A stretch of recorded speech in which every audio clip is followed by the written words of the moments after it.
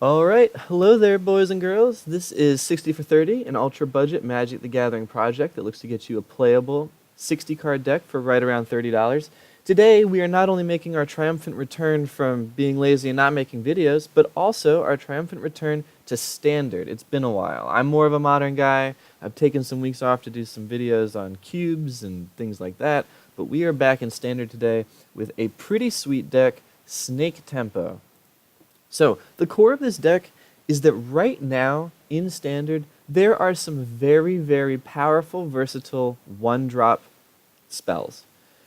Opt is an amazing cantrip. It's an instant speed, 1 mana, you scry 1, you draw a card. Gives you a lot of deck smoothing. If you have cards, which we do, that care about casting instants and sorceries and having them in your graveyard, it's even better. Blossoming Defense is maybe my favorite card of all time. This card never fails to surprise me with how good it is. This card is an instant that gives your creature +2/+2 and hexproof until the end of turn, but I like to read it as counter target spell that is trying to kill one of your creatures and your opponent thinks they're going to win, but now they're not because you used Blossoming Defense and blew them out, and also your creature's bigger. Ha ha ha ha ha ha ha ha ha. It's awesome. I love this card. Attune with Aether is another, I think of this one as a cantrip that you're just always going to hit a basic land on, which is super, super great. And we get 2 energy. We're not going to do a lot with the energy. We're going to have Aether Hub. That's essentially it. But it helps with our deck. It lets us run fewer land cards. And then we have Unsummon, which for 1 blue mana at instant speed, you're going to remove a creature from your opponent's board, make them play it again, waste a whole turn. In a best case scenario, this is almost a time walk. Worst case scenario, it sets them back on some mana and some tempo. And we care about tempo a lot in this deck. So we capitalize on these cheap, efficient, awesome cards with these guys. Deeproot Champion, every time we cast one of those one-drop spells, is going to get bigger. So over the course of the game, Deeproot Champion can be a 6/6, 7/7 creature easily. Riddleform is a 2-drop 3/3 flyer as long as you cast a non-creature spell every turn, which we definitely have the ability to. And as an added bonus, we can pay 3 and scry 1 if we have nothing to do with our mana, which we rarely will, but it's a nice ability to have. Riddleform is also great because it dodges a lot of sorcery speed removal. So they cannot make this guy walk the plank because he's an enchantment. You can't kill what you don't want to kill. And his ability is a May ability. So say on your turn, you turn him into a creature, you turn him sideways, you attack with 3 flying and get him, and then on their turn, you unsummon one of their creatures. You can choose to keep Riddleform not a creature so that he can't be targeted by a removal spell. And since he can't block anyway, why would you turn him into a creature? So there's a lot you can do with Riddleform. And what's super neat is he's a non-creature spell. So when you play him, Deeproot Champion gets bigger. The same with Rhonas' Last Stand. He makes your Deeproot Champions bigger. It gets you a 2-drop 5/4 snake creature token, but comes with the drawback that lands you control don't untap during your next untap step, which can be a problem, but it's also very frequently not a problem. This card has insane pressure on your opponent. They have to kill it, or they're going to lose to a turn 2 5/4 creature. Except we have Blossoming Defense in our deck, so it's going to be very hard for them to kill it. And the fact that you don't untap your lands next step, again, can be a major drawback, but in this deck, we play so low to the ground that if you play this on turn 2, you don't get those 2 lands back, but turn 3, you play your 3rd land, and we go back to all these spells we have that only cost 1, and we actually have a surprising number of things we can do with just that 1 land. So it really often doesn't even feel like that much of a setback. And then, to capitalize on all those instants and sorceries that cost 1 we're playing, and our last stands that are going to be in our graveyard, we have Cryptic Serpent, which is a 6/5 serpent that costs 1 less for each instant and sorcery card in our graveyard. This will often cost 3 or 2 mana for a 6/5 snake, which is pretty efficient. We only run 2 because we don't want to run into this guy when we don't have a graveyard full of stuff, but he puts a lot of pressure on the board for us. Other key cards. So I talked about how great Blossoming Defense is. Siren Stormtamer is almost better because it's a 1-drop creature that we're going to be getting us some chip flying damage in. But the key ability is that it really acts like another 4 copies of Blossoming Defense, because this can counter, if you sacrifice it and pay 1 for just 1 mana, any spell or ability that's targeting you, or more relevantly, a creature you control. So you get your 5/4 snake out there, you leave up 1 mana with a Siren Stormtamer on the board, and they can't remove it, or they're going to waste a Fatal Push on your Stormtamer instead of getting your 5/4 snake, which is not great for them. We also run Chart a Course, which is interesting because it is a bonkers spell. You should not be able to draw 2 cards for 2 mana, but there's the downside that you discard a spell unless you attacked with a creature this turn. This does a few things for us. One, it's another way to get instants and sorceries in our graveyard for our Cryptic Serpents to make them cheaper. We can discard an instant or sorcery, and then we have -2 because Chart a Course also goes into the graveyard. Or we can attack with a creature and then play it, and then just draw 2 cards. Or if we need to, we'll often have to use this to turn on our Riddleforms. But even then, even if it's draw 2, discard 1, it's really not even that bad of a play to turn on your Riddleform, get in, and it's still not a bad effect. But it has so much upside if we need it to reduce our Cryptic Serpent cost, or if we want to use it after we attack, say we have something else to turn our Riddleform on, or we don't have a Riddleform. Chart a Course is an amazing card. Larger Than Life, I was pretty skeptical about because it's, strictly speaking, not a great card. Because what happens, or what should happen, is you use this on one of your creatures, and they'll either kill it in response, or so what, you get in for like 4 extra damage. But when we have spells that we want to be casting before combat, I don't like sorceries generally. I'm an instant guy all the way. I love flash creatures. But with our Riddleform, we want to be playing things, and our Deeproot Champion actually, because that also gets bigger, so we ideally want to be attacking with it after we've played spells.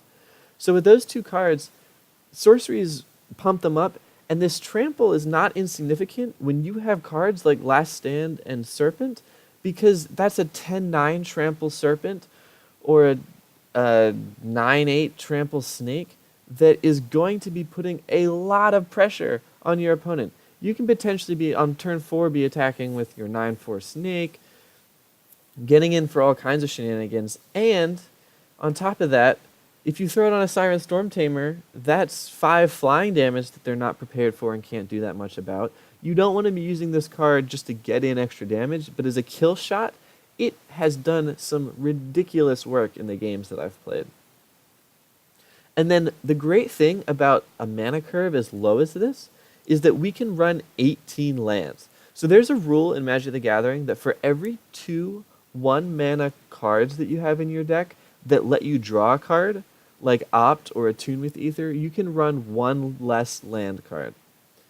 So, a deck with this curve, we would generally want about 22 lands, but because we're running 4 Ops, that's -2 land, and 4 Attune with Aethers, that's -2 land, we are safe on 18 lands, and which is great because that leaves us a lot more threat density in the rest of our deck. So this deck can be upgraded. The easiest way is paying $10 per card for Botanical Sanctum. You need fast land in this deck. You cannot play a land that comes in the battlefield tapped with any regularity, because you're just going to be putting yourself behind, which you can't do in a tempo deck, which this is. It stinks that they're that expensive right now, but if you want to make your deck better, you absolutely can. You can also add red to this deck and make it a 3-colored deck. Saffron Olive did a pretty good budget deck video on a list very similar to this that uses Enigma Drake and Deeproot Champion. And that's a sweet deck. By all means, check it out on MTG Goldfish or YouTube or wherever you watch your Saffron Olive videos. The problem with that being is that you add a 3rd color, you need even more expensive lands to be not hitting your tapped land drops. So you need your Spire Bluff Canals, that's $10 a card. You need your Rootbound Crags. You need your whatever the red-green cycling land is. So it's it's just tough to add red because even though the deck, like Enigma Drake's a 22-cent card, but you're going to have to compensate with land that facilitates you playing red, which is going to set you back some significant money. Some big deck notes for this. It plays so lean and close to the ground that if you haven't played a deck like this, I would strongly encourage you playing this, especially online because it's super cheap. But it's a different deck experience. If you've only played big, scary decks that do cool things on turn 6, 7, 8, once you have all your mana and your giant stuff, this will be a revelation for you because this deck does not win by wide margins. It is all about getting the most out of your low-cost, efficient spells and beating your opponent before they can do what they want to be doing and just putting them enough. Like, we don't run a lot of hard removal in this deck, but we run enough disruption with our unsummons and our combat tricks to blow out some of their creatures and our evasive creatures. We're just going to throw them off their plan just enough that we're going to win first, which is a pretty interesting playstyle if you're not used to it.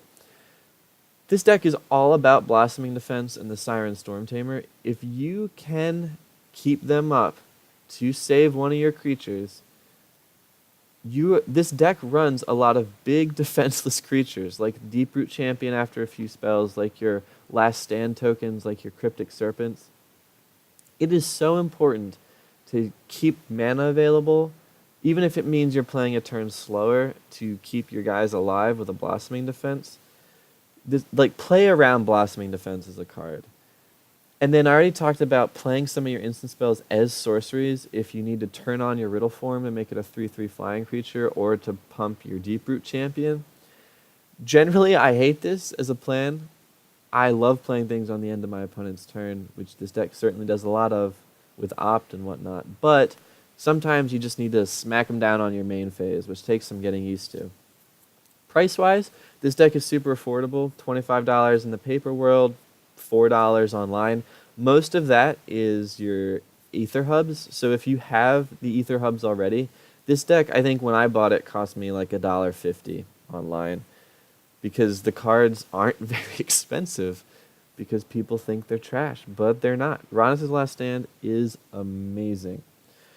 So now we're going to go and take a look at this in-game, which I've never done before.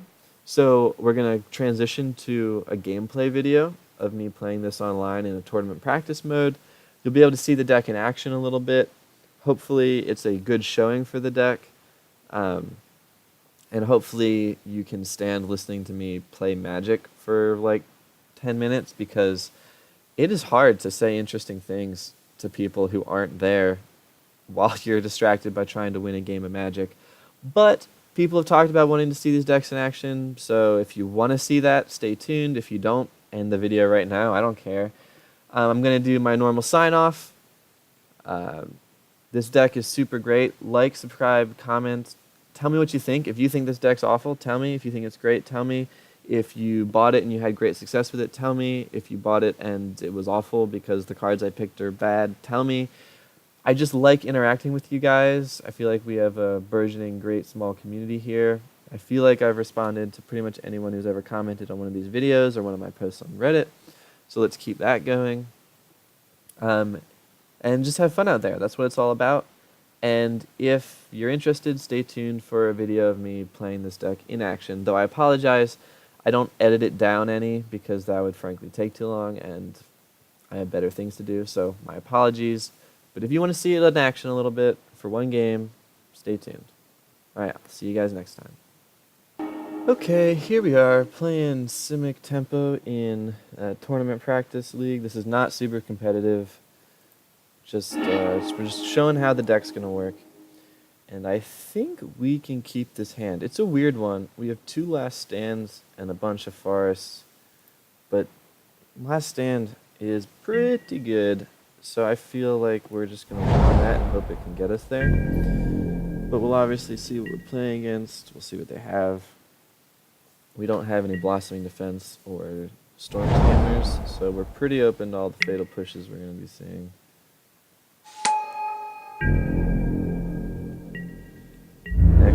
hand's pretty good against this because we're dropping a 5/4 next turn, so their 1/1 haste creature is gonna have a hard time getting through that.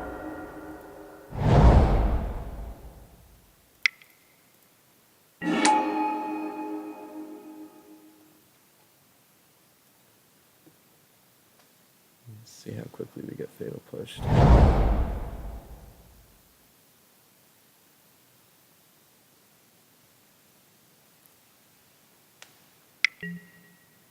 Hoo-hoo. Alright. That's not bad either. That can't get through a 5/4 snake blocker. So the drawback on this turn 2 5/4 is that we don't untap next turn. But in this case, we're going to be so far ahead that it doesn't even super matter. And we still haven't hit on blue for our Riddleform and our Unsummon, but we are on pace to next turn hit a last stand and a larger than life, which is going to be tough to deal with. So they hit us with a desert. We're going to be getting in for at least 2 this turn, but we're racing them for now. Bantu's pretty good. If we get an island, we can start dealing with that with Unsummon, which would be pretty good. We can also unsummon the Bomat Courier if they don't hit a mountain anytime soon. That'll be pretty significant. So Blossoming Defense is really good for us. We don't need to be pressing with larger than life this turn, so what we do is we go to combat, we attack with our snake.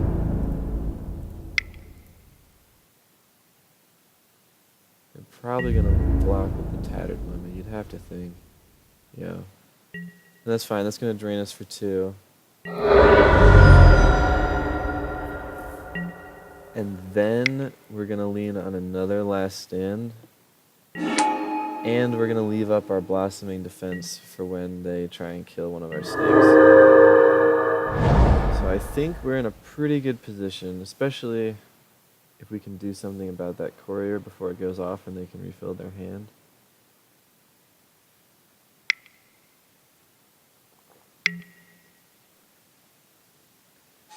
So they're trying to drain us with Bantu's Monument, and that's fine.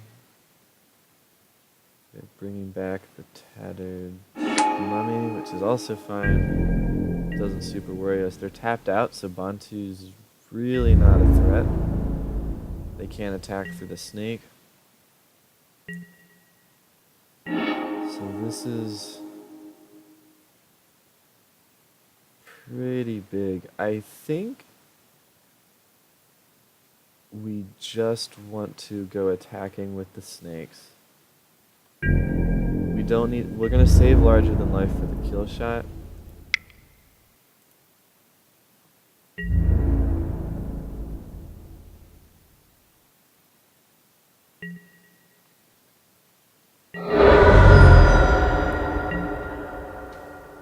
And we're just going to lean on our Blossoming Defense. When we're ahead like this, we just want to keep ourselves ahead by making sure that they don't blow out our creatures.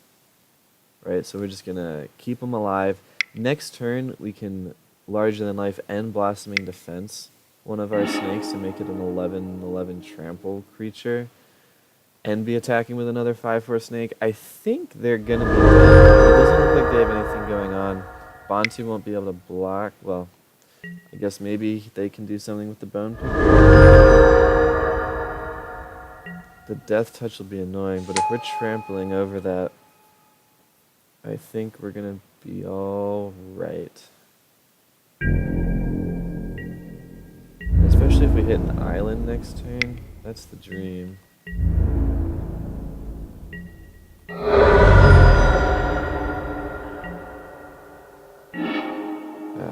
Man, we need an island. Okay, so let's do some math, because we attack, they're going to trade their Bone Picker for a snake. And we get in for 7, we can pump for 6, so we can put them at 1, and they'll just have Bantu on the board, but we'll lose a snake and have kind of nothing left. Well, we can't stop attacking or we lose. It's kind of how I feel about this. So let's larger than life a snake. We're going to get him with some damage, and we're going to save that blossoming defense because we're not going to get the kill shot in here. So we attack with everybody. He's going to probably block this snake. With the bone picker. Trade. Gets him down to 3. And we pass the turn and we'll lean on the blossoming defense. This guy's going to be so surprised if we ever play anything with blue in it. He thinks we're on mono green snake. Haha, this is what we live for, boys. And girls. Sorry. That was very not 2017 of me. He's been waiting for that all game. And he gets countered by our blossoming defense. Ha ha ha.